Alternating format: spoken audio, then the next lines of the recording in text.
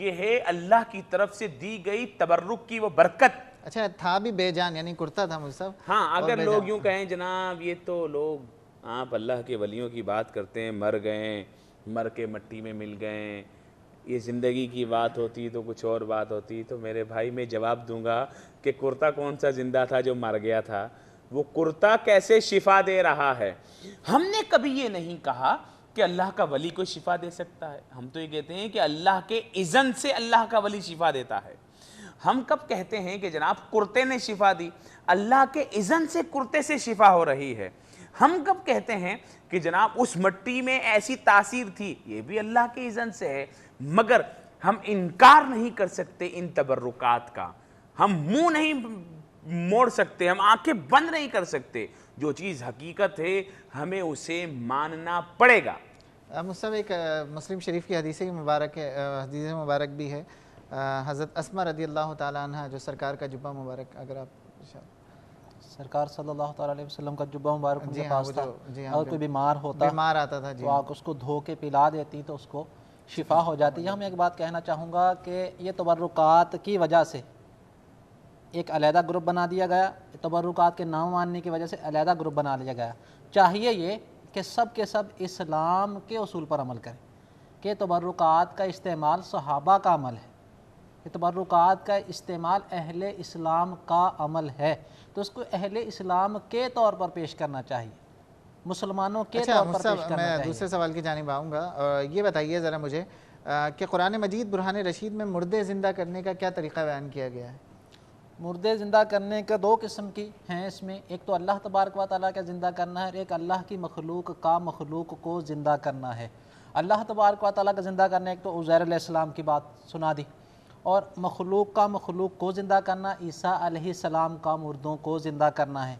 बल्कि यहाँ तक कि अखलुकु के अल्फाज हैं, शायद वबरिउल अकमह वल अबरस व उहियल मौता बिइज़नी, अखलुकु के अल्फाज है कि मैं तख्लीक करता हूँ, लेकिन किसके इज़्ज़न से? बिइज़्निल्लाह, अल्लाह तबारक व तआला के इज़्ज़न से। यहाँ बात सोचने की है कि हज़रत ईसा अलैहिस्सलाम ने बनाया खुद उसको, जो भी बुत कह लें या जो भी चीज़ उसकी परिंदे की शक्ल बना ली, बनाने के बाद उसके अंदर फूंक मारी है, वो जो है उसके अंदर ज़िंदगी आ जाती है। अब इसके मुकाबले में अल्लाह तबारक व तआला की बारगाह में जब हज़रत इब्राहीम अलैहिस्सलाम ने अर्ज़ की मालिक मौला तू मुर्दों को ज़िंदा कैसे करता है, तो अल्लाह तबारक व तआला ने फरमाया कि तू यकीन नहीं करता, तो कहा कि यकीन रखता हूँ मालिक मौला इत्मीनान क़ल्बी के लिए। तो अल्लाह तबारक व तआला ने 4 परिंदों का हुक्म दिया कि 4 परिंदों को तुम ले आओ, उनको पालो, पालने का हुक्म दिया है कि अच्छा, पालो। सब इसको जारी रखेंगे। एक कॉलर है हमारे साथ लाइन पे। अस्सलाम वालेकुम। वालेकुम अस्सलाम जी, कौन और कहाँ से बात कर रही हैं? जी, मैं शुएब कराची से बात कर रहा हूँ। अच्छा, बात कर रहे हैं, फरमाइए। जी, मेरे कल भी फ़ोन किया था एक अपने ख्वाब की ताबीर पूछने के लिए। तो आज मैंने तकरीबन 4:30 बजे मैं सोया था, तो मैंने एक बड़ा अजीब सा ख्वाब देखा था, तो उसकी ताबीर पूछनी थी मुझे। अब अजीब सा ख्वाब क्या देखा था आपने? जी, मैं सोया था तो मेरे सामने क़यामत का दिन आया, मेरा हिसाब किताब होता और अल्लाह ताला एक सफ़ेद बादलों की चादर की सूरत में मेरे सामने नुमाया हुआ है। उनसे मेरी वो हुआ था तो उन्होंने मुझे बख्शा नहीं। मैंने उनसे कहा कि मैं हर फ़र्ज़ नमाज के बाद 3 दफ़ा दुरूद शरीफ पढ़ता हूँ, तो इसकी खातिर मुझे बख्श दें। तो उन्होंने मुझे मना कर दिया। तो मैं पुलिस रात पे दोज़ख की तरफ चलने लगा, तो उसी वक्त एक फरिश्ता आया और मुझे उठा के हवा में उड़ाते हुए जन्नत के दरवाजे के सामने ला के खड़ा कर दिया।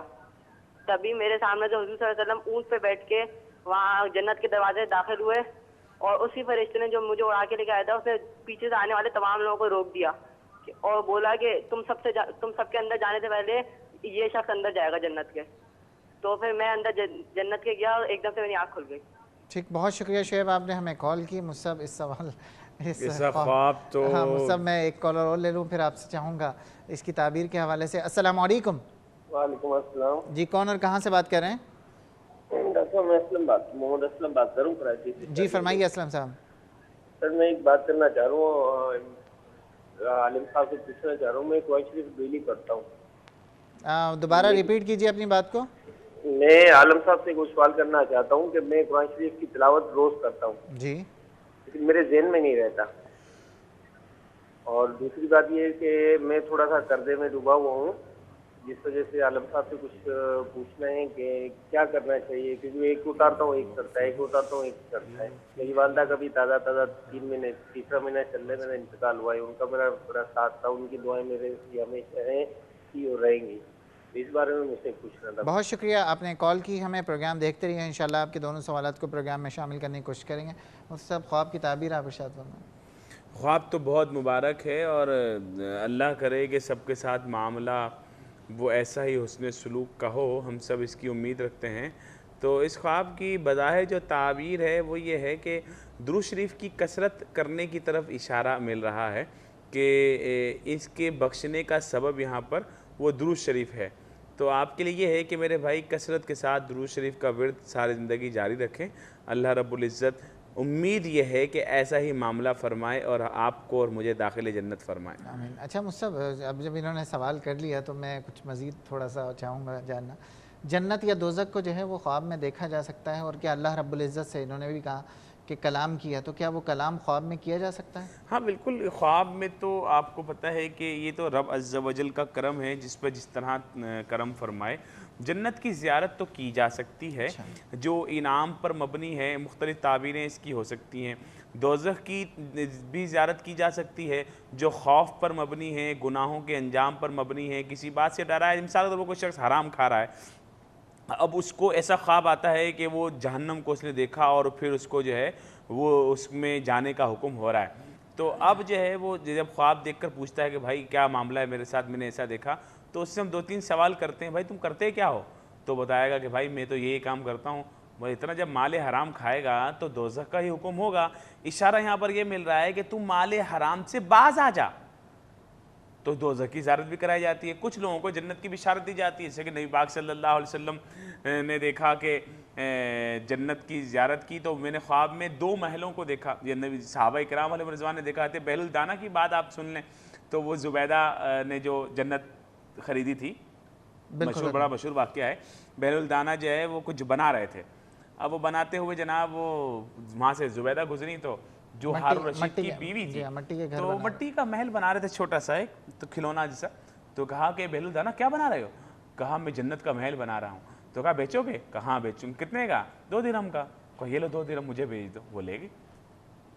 अब जब वो घर पे आई तो उससे हारून रशीद ने पूछा कि क्या लेकर आई?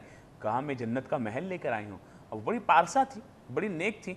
हारून रशीद ने मजाक उड़ाया, क्या जन्नत का महल 2 दिरहम का मिलता है क्या?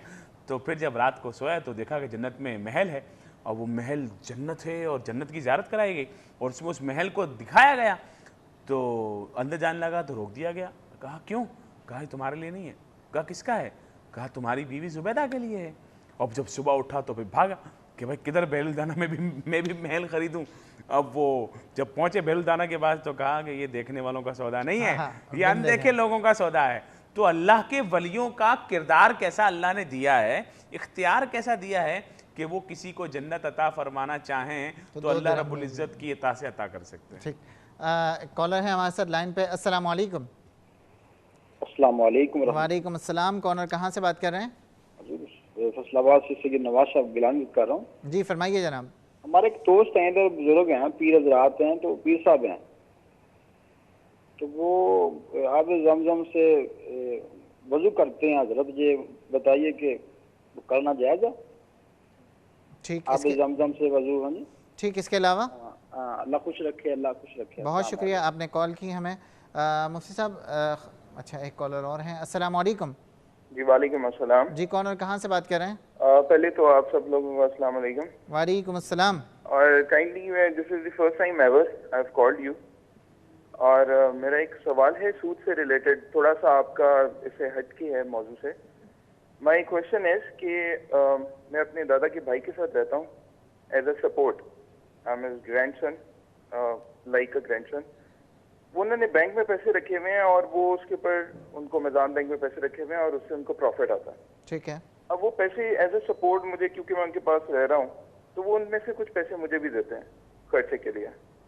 मैं जानना चाह रहा था, क्योंकि ये इस्लामिक तौर से तो बैंक में पैसे रखना और उसके ऊपर प्रॉफिट आना नॉट एक्सेप्टेबल, तो मैं ये जानना चाह रहा था कि आया कि वो पैसे जो मुझे मिल रहे हैं वो मेरे लिए सही हैं या नहीं है। ठीक है, बहुत शुक्रिया, बहुत शुक्रिया आपने हमें कॉल की। नाज़रीन मैं बताता चलूँ कि हम ब्रेक पर जा रहे हैं, लेकिन लाहौर, इस्लामाबाद और उसके मज़ाफ़ात में अज़ान फ़जर का वक्त हुआ चाहता है। आप अज़ान समात फ़रमाइए, इंशाअल्लाह अज़ान के बाद हम फ़ौरन वापस आ रहे हैं। उम्मीद करता हूँ आप हमारे साथ ही रहेंगे।